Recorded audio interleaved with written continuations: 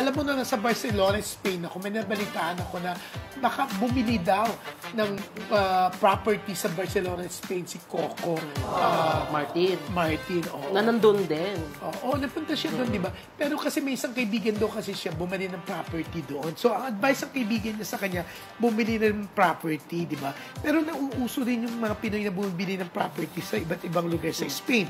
Like si Bea Alonso, di ba? Para Or Golden Visa. Para magkaroon ng visa. Oo nga. Golden Visa daw yun eh. Oo nga. Pero, yun nga, payo daw ng kaibigan niya kay Coco, bumili ng condo or property doon para magka-golden visa.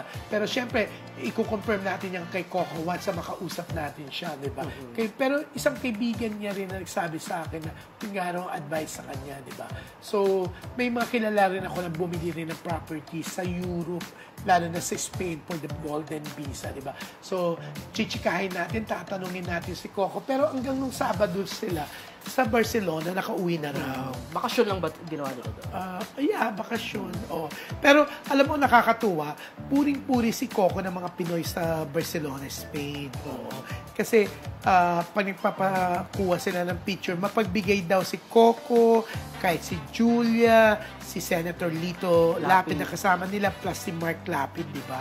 Tuwan-tuwa sila na nakikita sila Coco doon. Kasi ang dami nanonood ng FPJ's Batang Quiapo nila. Diba? Kahit naman si Mark Lapid, diba? Na papanood doon. Pero diba? Si Julia lang yung wala doon sa kasi may special participation si Lito, diba? So, si Julia, ano kaya? Malay natin, pumasok siya in the future, diba? Pero, may nadrik ako kanina eh. Ano? Kaya lang baka bukas ko kasulat eh. Ano yun? Pwede na ba sabihin?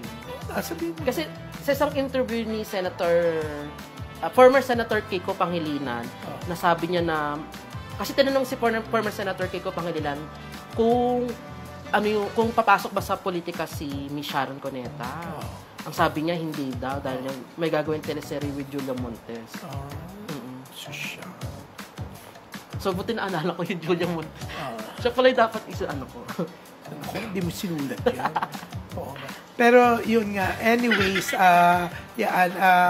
iko-confirm pa natin kay Coco kung talagang bibili nga siya ng property.